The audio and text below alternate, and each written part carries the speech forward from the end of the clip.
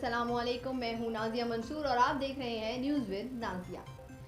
नाज़रीन, आज बात करना चाहूँगी सफाई के हवाले से, जो कि हमारे मुल्क में जगह जगह ख़त्म होती जा रही है। लोग जो हैं वो सफाई को सिर्फ अपने घर तक महदूद कर लिया है और बाहर निकलने के बाद सफाई नज़र ही नहीं आती है। वैसे तो हुकूमत ने कोई भी कसर नहीं छोड़ी है कराची को गंदा करने में, कि कराची में जगह जगह कचरा फैला दिया गया है।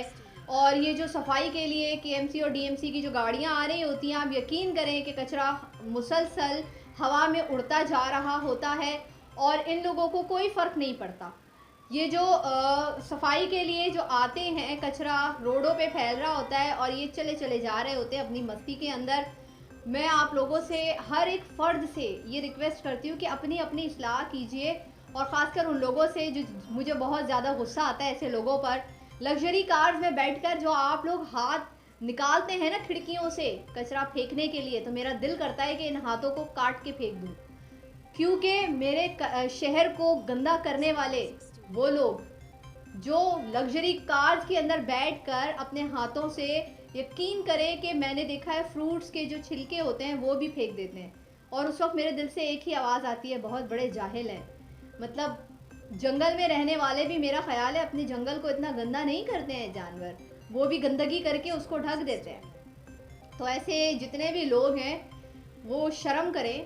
कार से हर रोज़ ये मैं देखती हूँ कि कहीं ना कहीं कोई कार से, कोई बाइक पे बैठा है, कोई कहीं से कहीं ना कहीं कचरा फेंक देता है। और मैं ये कहना चाहूँगी कि एक डस्टबिन अपने गाड़ी में रख लें, ताकि आप ये जो चिप्स खा रहे हैं या बॉटल जो है आप कोल्ड ड्रिंक पी रहे हैं, पानी की बोतलें होती हैं, इनको आप अपनी गाड़ी में रखें। थोड़ी देर बाद आप इसको डस्टबिन में डाल दें, हाथ नहीं टूट जाएंगे आप लोगों के। मुझे इस चीज़ों पे बहुत ज़्यादा गुस्सा आता है। अपने बच्चों को भी सिखाएं। अल्हम्दुलिल्लाह मेरी जो बच्चियां हैं वो बाइक पर भी बैठने के बावजूद वो कभी भी कचरा नहीं फेंकती, घर लेकर आती हैं और डस्टबिन में डालती हैं। तो आप किस तरह के लोग हैं? अपनी भी इस्लाह कीजिए और अपने बच्चों की भी इस्लाह कीजिए। कराची को और मज़ीद गंदा मत कीजिए। कराची को बहुत सारे, खासकर मैं आपको ये सच बात बताती फिरूँ भाई, हमारे पास इतना टाइम नहीं होता कि हम सीवीओ जाएं, सीवीओ जाकर हम चक्कर लगाएं। हम ऑलरेडी बड़े बिजी लोग होते हैं कराची वाले, जो अपनी जॉब्स में बिजी होते हैं। हाँ, मगर मैंने ये चीज़ देखी है, जो लोग दूर दूर दूर से आते हैं समंदर देखने के लिए, जो दूर दूर से आते हैं यहाँ पर घूमने के लिए, उन लोगों को सबसे ज़्यादा कचरा फेंकते मैंने देखा है अपनी आंखों से। तो आप लोगों से भी रिक्वेस्ट है कि कराची आते हैं तो ये भी पाकिस्तान का एक बहुत खूबसूरत सा शहर है, इसे गंदा ना किया करें। समझा कीजिए कि ये हमारा घर है, हमें इसको साफ़ सुथरा रखना है, इसे गंदा नहीं करना है। कराची के हवाले से यही कहूँगी कि सिंध हुकूमत आप सुधर जाइए, सिंध हुकूमत के लोगों सुधर जाओ।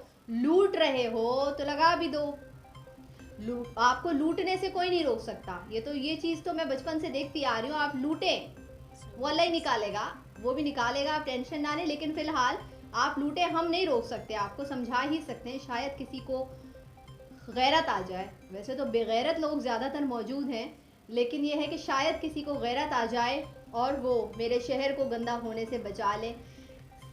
एक पूरे पाकिस्तान को चलाने वाला शहर दूसरे शहरों से आकर सिफारिशात पर पढ़े लिखे लोगों की गद्दियों को छीनने वाले लोग, कम से कम आप लोग कराची से खा रहे हैं, कमा रहे हैं, तो लगा भी दीजिए यहाँ पर, ताकि थोड़ा बहुत सवाब का हिस्सा आपके हिस्से में भी आ जाए। मेरे शहर को गंदा करने वाले लोगों से यही मैं कहती चलूँ कि बस शर्म कर लें, क्योंकि इससे पहले भी मैं काफ़ी वीडियोस में ये पैगाम दे चुकी हूँ कि मेरे शहर को गंदा ना करो। सिंध हुकूमत को तो इंशाल्लाह ताला अल्लाह ताला आड़े हाथों ले लेंगे, अल्लाह ताला इंशाल्लाह इन लोगों की रस्सी खींच लेंगे। लेकिन आवाम होने की हैसियत से सब लोग अपनी अपनी इस्लाह भी कीजिए। हमारे यहाँ बिल्डिंग है, मैंने देखा है कि क्या होता है कि ये मेरी आंखों देखी बात है कि गांव देहात से जो लोग आते हैं यहाँ रहने के लिए, ठीक है, वो खिड़कियों से बच्चों के पैम्पर्स फेंक देते हैं, वो खिड़कियों से हाथ निकालकर सालन की थैलियाँ फेंक देते हैं जो ज़मीन पर गिर के फट जाती हैं। तो बहुत ही शर्मिंदगी की बात है। मतलब जंगल के रहने वाले जानवरों से मैं जब मिलाती हूँ तो मैं सोचती हूँ कि जंगल जब हम जाते हैं वो तो बहुत ही खूबसूरत नज़र आता है, जानवर अपने किए हुए पर मिट्टी डाल देते हैं, और हम इंसान क्या कर रहे हैं, अपने किए हुए पर, जो घर में तो हम पानी डाल रहे हैं, लेकिन अपना जो घर का गंदा कचरा है वो हम बाहर निकाल के फेंक रहे हैं। तो शर्म करें, थोड़ा लिहाज करें, सफाई निफ्स ईमान है। वैसे ही माशाल्लाह गवर्नमेंट के मेजॉरिटी जो लोग हैं रिश्वत खाते हैं, हराम खाते हैं, कराची को लूट रहे हैं, नोच रहे हैं, खसोट रहे हैं, सब कर रहे हैं। तो कोशिश ये करें कि कराची के लिए अच्छा काम भी कोई कर दीजिए। मैंने देखा है ओहदेदार, जो ओहदेदार होते हैं ना, वो अपने मफाद के लिए सब कर रहे होते हैं, लेकिन कभी भी आपने नहीं देखा होगा, बहुत कम ऐसे ओहदेदार होते हैं जो दूसरों की हेल्प भी करते हैं, और उनमें मैंने इंसानियत देखी है। लेकिन मेजॉरिटी ऐसे ओहदेदार जो सिर्फ अपने मफाद के लिए बैठे हैं, ऐसे लोगों को चाहिए कि अल्लाह ताला ने आपको जो ओहदा दिया है ये आपकी लेन नहीं है। एक तो सिफारिश करके आप वहाँ बैठ गए, चलें, फिर अल्लाह ताला ने कहा चलो बैठ रहा है तो भाई बिठा देते हैं इनको।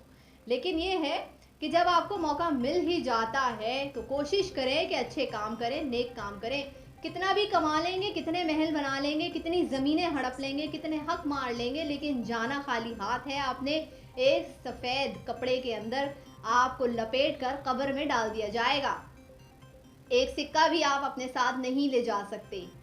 तो मैं आप तमाम लोगों से बार बार रिक्वेस्ट करती हूँ और करती रहूँगी जब तक आप लोगों की अक्लें ना खुल जाएं। वैसे तो हो सकता है कि बोलते बोलते, समझाते समझाते दुनिया फ़ानी से मैं भी किसी दिन कूच कर जाऊँगी, लेकिन समझ में आपको जब ही आएगा जब अल्लाह ताला आपकी रस्सियाँ खींचेगा। लेकिन अपने लिए एक दुआ किया कीजिए, क्योंकि कहते हैं कि जब इंसान गुनाहगार हो जाए और उसको थोड़ा सा भी लगता हो कि वो गुनाहगार हो गया है, तो अपने हक में, अपने लिए अल्लाह ताला से गिड़गिड़ा कर दुआ किया कीजिए कि ऐ अल्लाह हमें नेक बना दे, हम इस गुनाह में फंस गए हैं, तू हमें निकाल दे।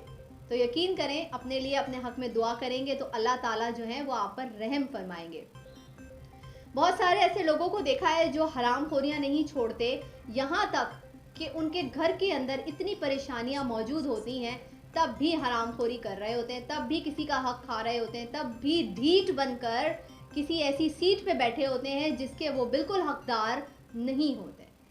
तो वक्ती तौर पर तो आप मज़े उड़ा रहे होते हैं, और अल्लाह ताला जो आपको जिन प्रॉब्लम्स में घेर देता है, वो भी फिर आप उनसे किस तरह से निमट रहे होते हैं ये आप ही जानते हैं।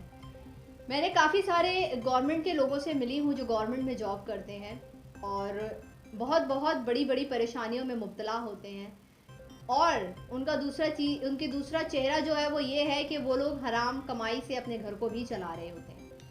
तो कोशिश करें कि दुनिया वैसे ही जो इंसान है उसके लिए कैद खाना है, मुसलमान मोमिन के लिए कैद खाना है। तो इस कैद खाने में कैद खाने की तरह रहें, इंसान के बच्चे बनकर कमाएं, इंसान के बच्चे ही बने रहें, किसी का हक ना खाएं, किसी की ज़मीन ना दबोच लें, और किसी का हक खाने वाले के लिए यकीन करें बड़े बड़े गुनाह, बड़े बड़े जो है अजाब, बड़े बड़े जो है वो अल्लाह ताला की तरफ से अजाब दिए जाएंगे। कब्र, मैं सिर्फ कब्र की रात से डरती हूँ, इसके अलावा मैं किसी चीज़ से खौफ नहीं आता है कि कब्र में रात कैसे गुजरेगी, कब्र में कैसे जवाब देंगे कि हमने क्या किया। कम से कम किसी का हक तो नहीं खाया, कम से कम हमने किसी के साथ ज्यादती तो नहीं की, जुल्म तो नहीं किया, किसी की ज़मीन तो नहीं खा गए। किसी पानी माफिया की बात कर लें, वैसे तो इन लोगों की बात करो तो ये लोगों को गायब भी करवा देते, ज़मीनी खुदा जो बने हुए हैं। लेकिन फिर भी अल्लाह से बढ़कर कोई नहीं है, चाहे कितना भी बड़ा माफिया हो, कितनी भी बड़ी चेन हो, अल्लाह से बढ़कर कोई नहीं है। और कराची को अल्लाह ताला बहुत ज़्यादा तरक्की दे, ऐसे गुंडों से, मवालियों से, ऐसे माफियाज से, ऐसे झूठे हरामखोरों से बचाए अल्लाह ताला मेरे इस शहर को जो पूरे पाकिस्तान को चला रहा है। अल्लाह ताला सिंध हुकूमत जैसी फ़िरौन हुकूमत से जल्द अज जल्द हमारा छुटकारा दिलवाए। हम अल्लाह से ही दुआ कर सकते हैं, और अपने अपने आप में आप तमाम लोग अपने आप से वादा करें कि अब कचरा अपने घर के अंदर अपने डस्टबिन में फेंकें, सड़कों को गंदा ना करें।